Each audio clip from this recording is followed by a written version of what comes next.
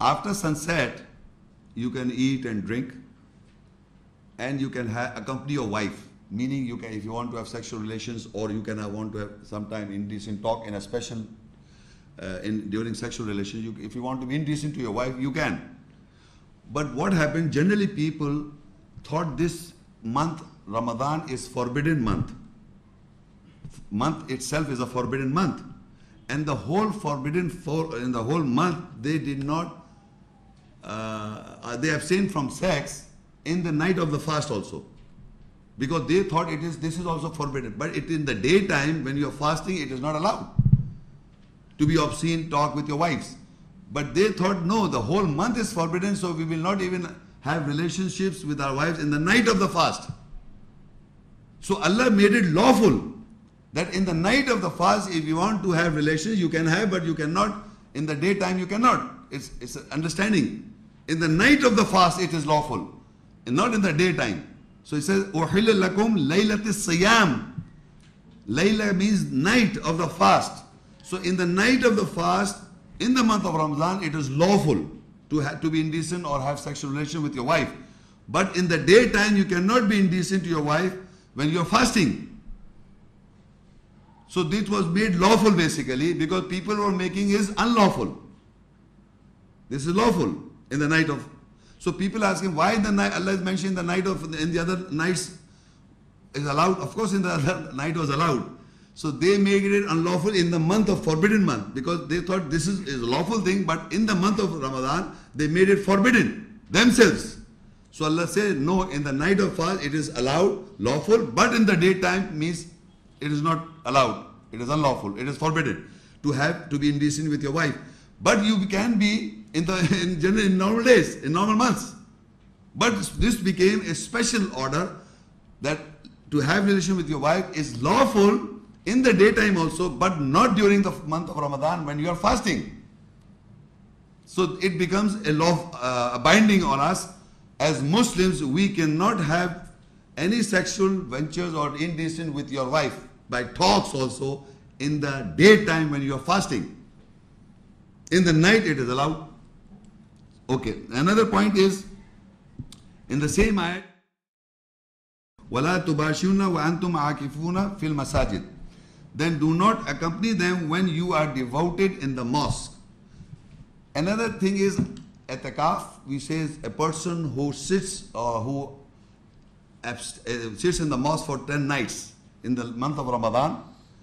It's a practice in the month of Ramadan, last 10 nights.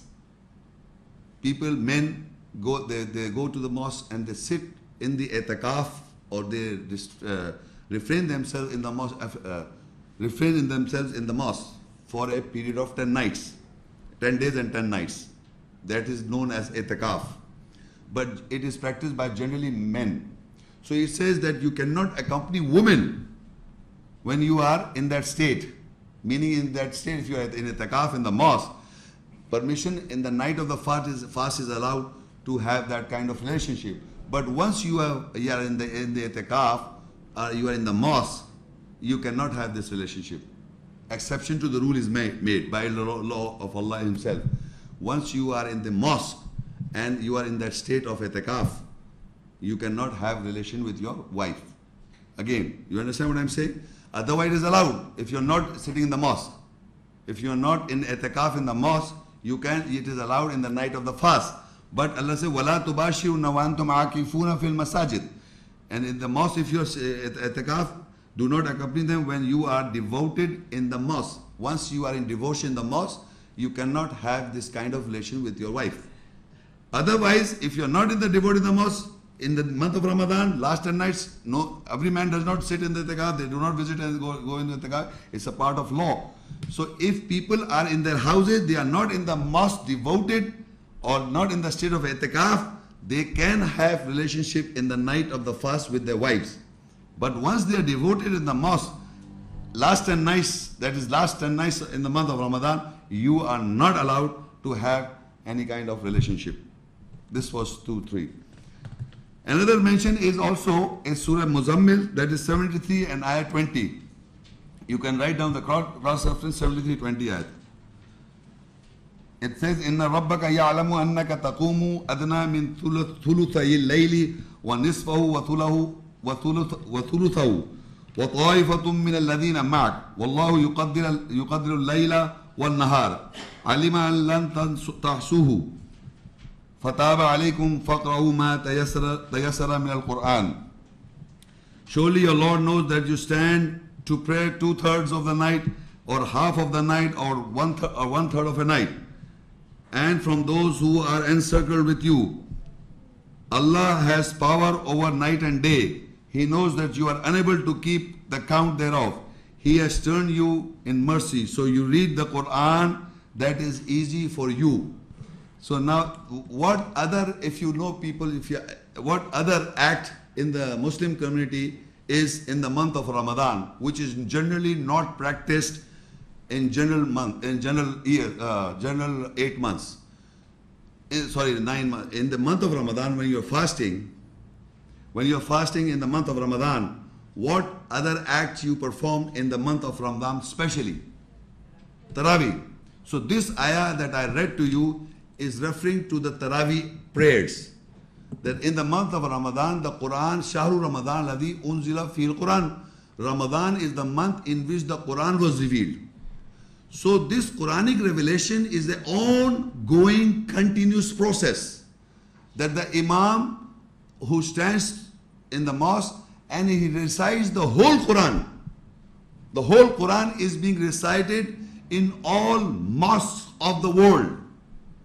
And people, it's obligatory that you have to go. Special prayers is mentioned that Allah says that you can, I will first read this ayat, you cannot, Allah says, your Lord knows surely that you stand 2/3 of the night, half of the night, and 1/3 of the night, and from those who are encircled with you, they also stand with you.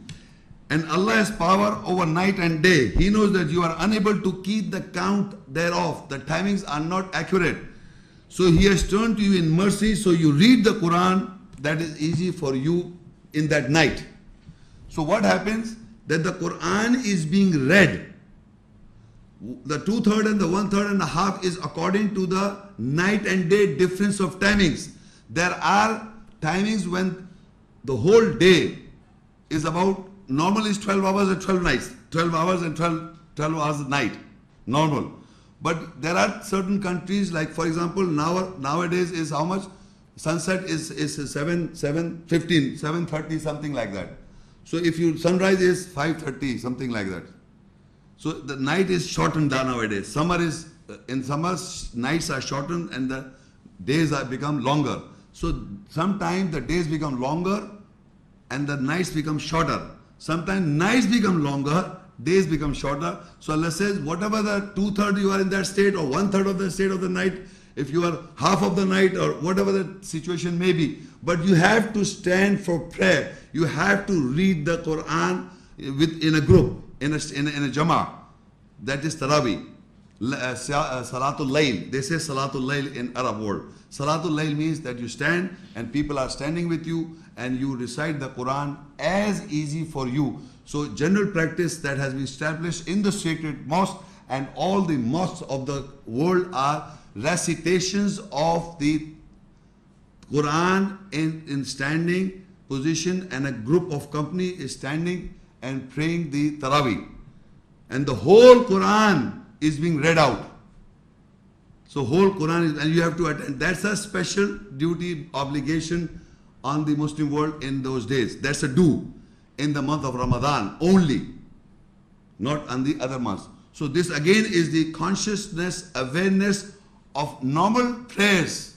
If people are missing the normal prayers in normal days, so this they have to perform so that they can become a regular practicing of the prayer in normal days. Prayer is an obligatory 5 times a day, but people are not praying 5 times a day, suppose. So in the month of Ramadan, they become more conscious, take guard of Allah, and start practicing the 5 times a day and the Taraweeh prayer. And once they establish the Taraweeh prayer, they can build up and guard themselves to establish the normal prayer in normal days. This is again making yourself awareness of Allah's ayats. more conscious of ayahs, so that in the normal days I may be a practicing of salah. So Allah is obligatory these prayers, and you have to listen to the whole Quran. The purpose of reciting the whole Quran in the month of Taraweeh is not only that he's reciting and we are just standing and thinking and imagining what we have to do next day and passing out something. You have to, believe me, if you don't understand Arabic, you have to read the whole Sipara. Normally it is read in 30 divisions, equal divisions. That is another division of the Quran, Sipara. So you have to ask the Maulana Sahab, or you know that he's reading from this ayah to this ayah. That's the Sipara being read. One Sipara is being read, equal division. So you read in translation before you attend the Taraweeh. So you may have certain understanding of the Arabic words. In the 8 months you try to understand what is being read, so that the whole Taraweeh, you become more conscious of it. That is the purpose in the Arab world. If you are attending Taraweeh, the Muslims are getting the whole Quran message translation. If you understand the whole Quran, that what is being read, you are reading yourself and you are understanding, and you are standing in the prayer to understand the whole Taraweeh is being read to you. So you understand what the Quran says. So you are reading yourself alone. You are doing tadabbur, you are trying to understand, but in the month of Ramadan, the whole Quran you have to finish by the Imam. So you stand there, you listen to the whole Quran. If you know how to read it, you should also start reading. If you are a hafiz of certain ayah, and if Imam is reading, you should start, you can also read with him slowly in your mind, in your heart. You have to, that's the practice. So this is another do in the month of Ramadan.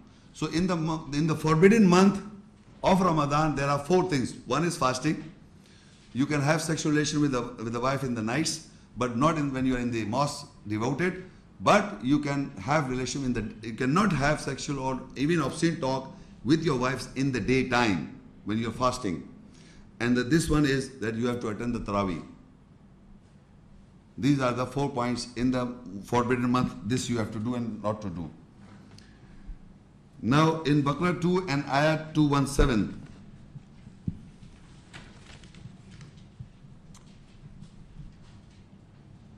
يسألونك عن الشهر الحرام قتال فيه قل قتال فيه كبير وصد عن سبيل الله وكفر به والمسجد الحرام وإخراج أهله منه أكبر عند الله والفتنة أكبر من القتل ولا يزالون يقاتلونكم حتى يردوكم عن دينكم إن استطاعوا ومن يرتد منكم عن دينه فيمت وهو كافر فأولئك حبطت أعمالهم في الدنيا والآخرة وأولئك أصحاب النار هم فيها خالدون. They question you about fighting in the sacred or the forbidden month. Say fighting in it is a big offense, and to oppose from the way of Allah and from the sacred mosque, and to reject with it and to expel its people from it is a greater offense in the nearness of Allah. And the captivation, fascination is a greater offense than killing. And if they have the capability, they will not cease to fight you until you turn from your judgment.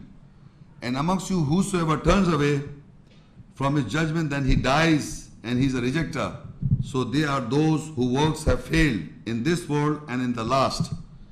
And they are the companions of fire, they dwell in it. In this ayah, I read an ayah before, the first ayah, that it says that fighting is prohibited in the four sacred or forbidden months. It was prohibited. Now people are asking that, they question you about fighting in the sacred month. Here the Arabic is singular, one sacred month. Which sacred month? We have understood 4 sacred months. We have understood the 4 sacred months. So which sacred months is not mentioned? They are asking that fighting is prohibited in a sacred month. We have already understood, yes, 4 sacred months are, all the 4 sacred months fighting is prohibited. We have come to know, we have read the previous ayah. But still people are asking, so say, Allah says in answer to that, fighting is a big offense, big. It is a big to fight. First of all, it is not allowed in the forbidden month. But if you fight, it is big crime basically. It's a big thing if you're doing this. And further he says, and people, if you do that, then what are you doing? Then the people, he says, and to oppose from the way of Allah, from the sacred mosque. Again, the Masjid al-Haram, you see, Masjid al-Haram is being, again, Masjid al-Haram is a forbidden mosque. Normally we say Masjid al-Haram is a sacred mosque. But basically, if you translate, it's a forbidden mosque. Why it is forbidden? It is forbidden to from the mushriks. There is an ayat in the Quran 9, Surah Tauba 9, and ayah, I think it is 20 something, 23 something. Allah says that the mushriks, persons who associate with Allah some other people who associate with Allah, and if they go to they want to join and go to visit Mecca, so for Hajj or whatever reason, they are not allowed. It is forbidden for the mushriks. So that mosque is a forbidden mosque for the mushriks, sacred mosque. So now there are people who are opposing the sacred mosque, meaning they are opposing the system of the sacred mosque.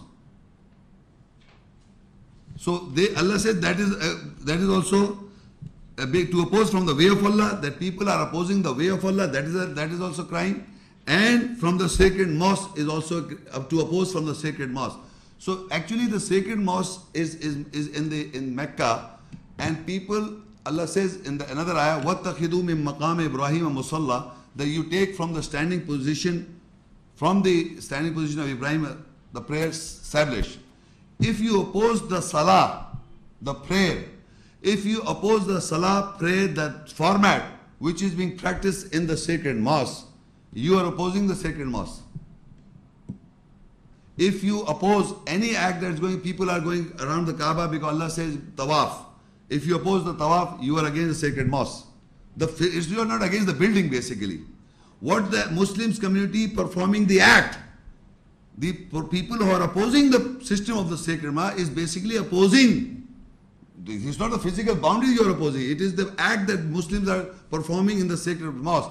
Is the performance of the salah, because one of the ayahs says وَاتَّخِذُوا مِن مَقَامِ إِبْرَاهِيمَ مُصَلَّى, because you take from the standing position the salah, the prayer performed. If your format is separate, different to the Imam of the Kaaba, that he established the salah, the prayer, and how he established the salah and the prayer, if you are in opposition to that, if you are opposing the system that is prevailing in the sacred mosque, you are opposing Allah and His commands and ayahs.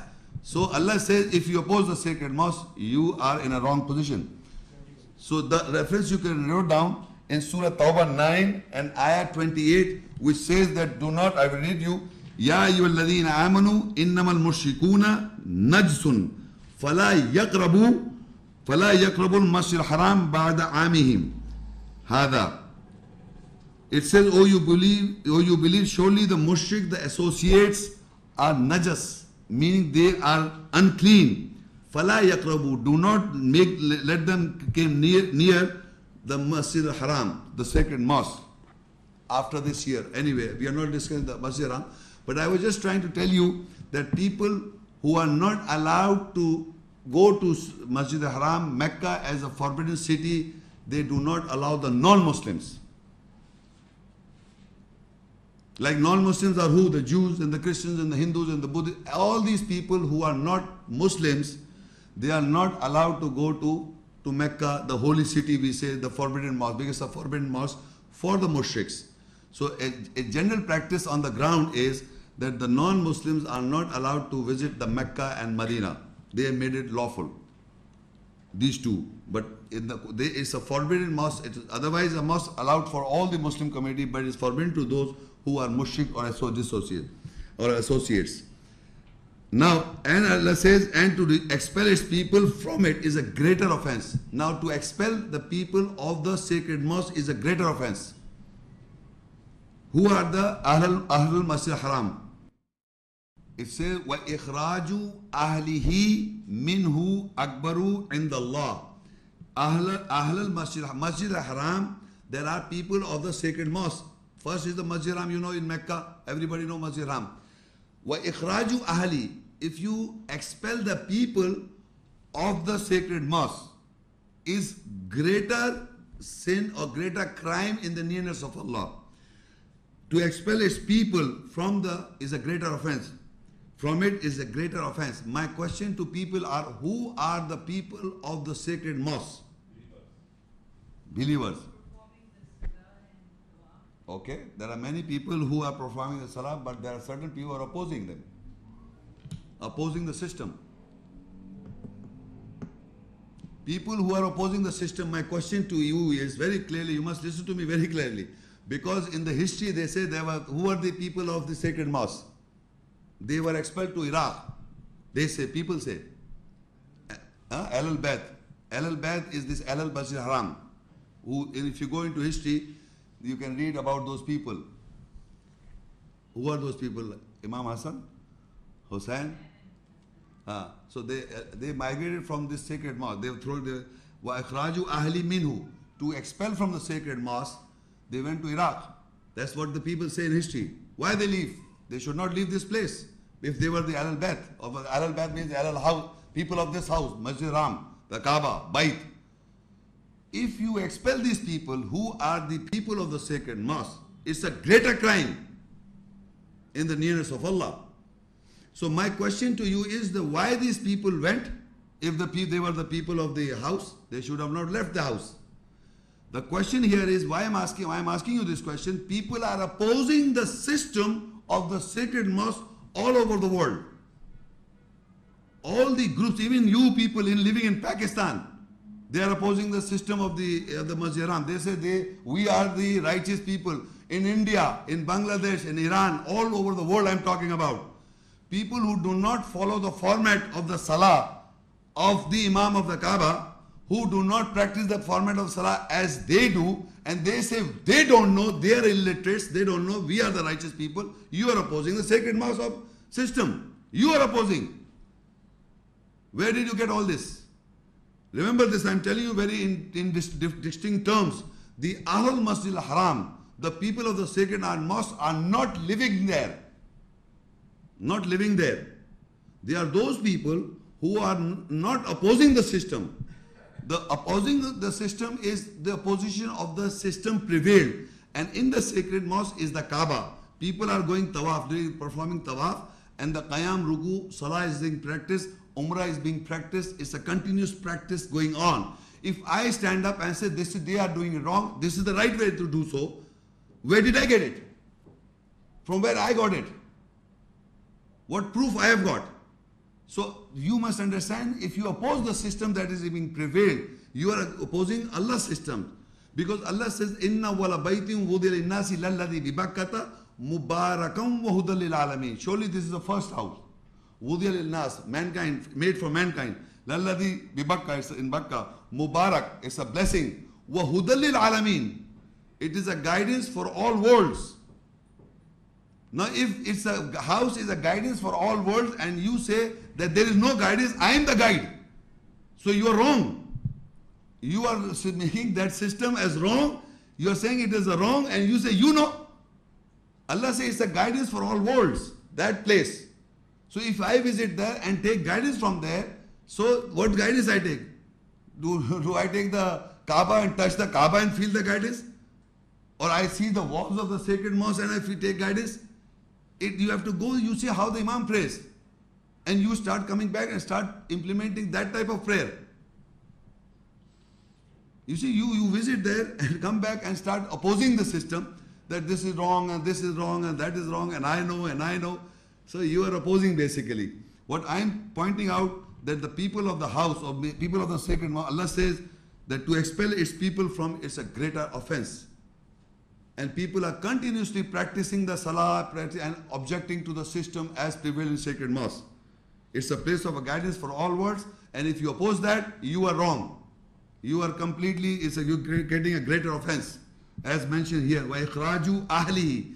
And if you expel its people, it means the sacred mosque, minhu, from it, akbaru عند Allah, it is more great. It's a more great in the nearness of Allah. وَالْفِتْنَةُ أَكْبَرُ مِنَ الْقَتْلِ. And the fitna, that is captivation, is more great, is a greater offense than killing. 2 acts expelling the people out from the sacred mosque is a greater crime, is big. And another is if you are in captivation, or if fitna itself is a captivation, is a greater crime in the nearness of Allah than qatl.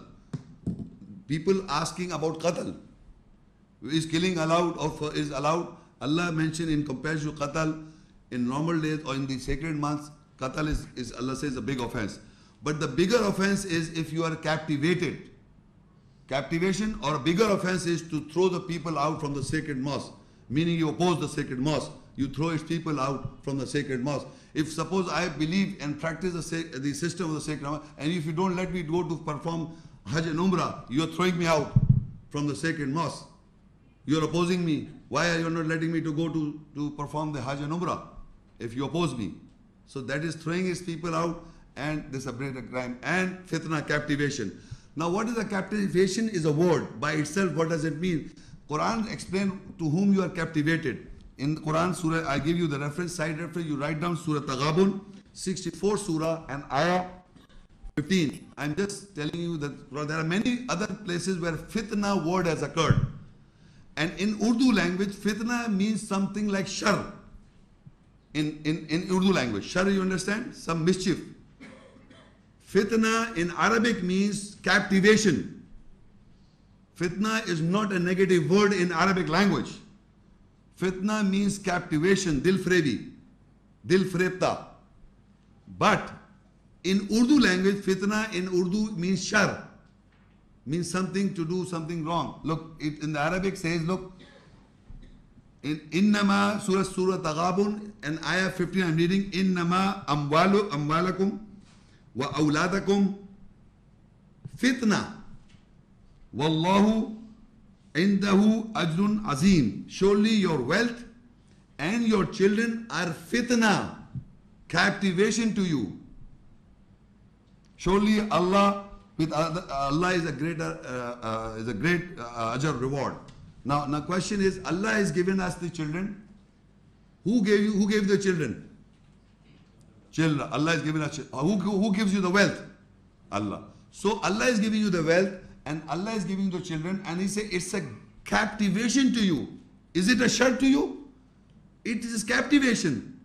You have got dil freb. Your love towards those wealth and your love towards your children is captivation. You are captivated. This is, Allah says, it's a captivation to you. And once you are captive to your children or to your wealth or to the wealth, it's your test. So if I am captivated, when I am captivated in wealth and when I am captivated in children, believe me, you cannot follow the path of Allah. And once you cannot follow the path of Allah, it's like a kill. It's more you're living. It's a greater crime. Why? Because if you kill somebody, it's finished. But the whole life I lead, and I am captivated by my children, and I am captivated by wealth, so my whole life cannot follow the ayahs of commandments of the do's and the don'ts, because I am captivated. So that is why Allah says captivated is a greater crime. So Allah has given you wealth, Allah has given you children, and He's made you are captivated. So Allah says that you must strive with Allah and His messenger, following the do's and the don'ts. So you should control your feelings towards wealth, feelings towards your children.